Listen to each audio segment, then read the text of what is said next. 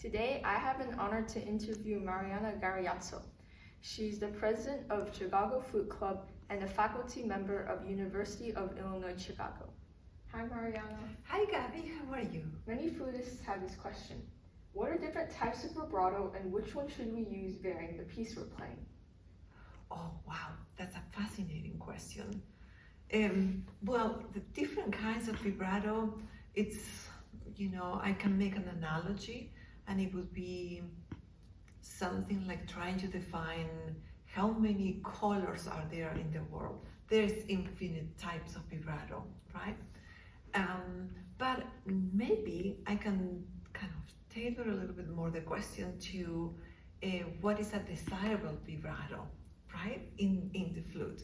So we want to have a vibrato that it is supple, that changes with your expression, so that it's not always the same and mechanical, that it can encompass different ranges of motion, so it can be faster or slower, it can be narrower or wider, and those characteristics will vary whether we are in the upper register or in the lower register. Generally speaking, when we go to the upper register, it's actually nice to have faster vibrato. If we go into the lower register and we try to do a fast vibrato, the flute will sound a little bit anxious. So in general terms, when I go into the lower register, I use moderate amount of vibrato, generally not so fast and slower in motion, and that's how I feel that it portrays better my own emotions. That was the different types of vibrato, but your question had a second part, which was, could you remind me? It was which vibrato should we use varying the piece? Okay, so I think I partially answered that with the terms of the registers, right? And then the second section of these questions, it can be answered depends on whether you want to imitate a particular genre or particular style of music. Let's say that you want to play Baroque music, but you want to play it in the style that antique instruments were going to play, or like the original instruments playing Baroque music. So then, like the traverso, then you will have to be very mindful about when and how and minimize your vibrato. But if you're playing romantic music, like the Reinecke concerto, for instance, we don't have a lot of romantic music, right, in the flute repertoire. But if we were to play those, or even more contemporary, you can use much more energetic vibrato.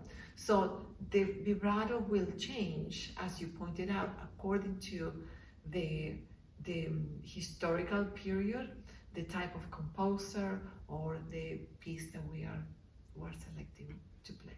Okay, thank you.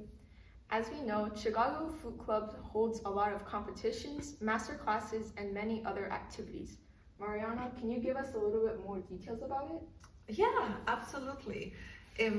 Well, we have two series that are very popular. One of them is the Fluting with the Stars virtual series, and the other one is the Forums. The Forums for Teachers is another virtual event, our series, in which we gather together to discuss different topics about performance, about performance practice, about pedagogy, things that have to do with the body, right, and how we use the body. We recently had an extended techniques and a body mapping forum.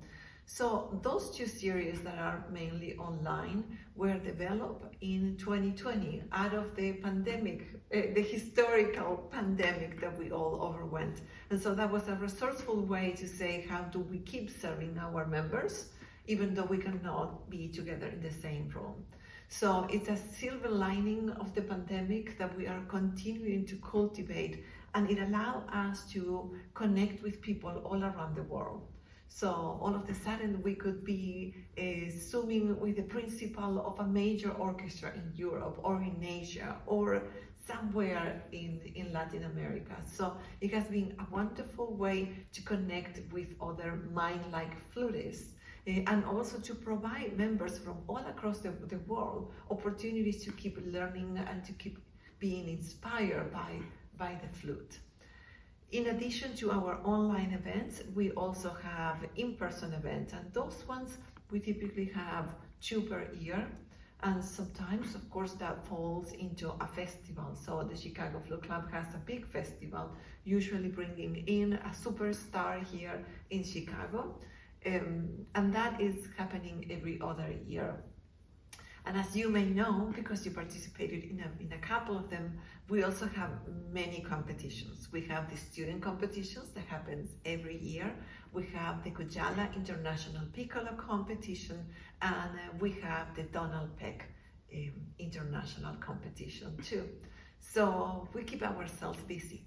And I have one more thing that we are launching now, and that is the Florence Nelson Grant.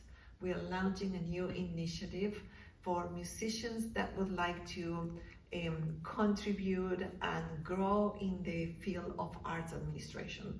So we're always looking for new ways to serve our community. Thank you. We will link the description of Chicago Flute Club, and don't forget to like them on Instagram if you're interested. Thank you so much for accepting my interview. Thank you so much, Gabby. And thanks for watching. Bye.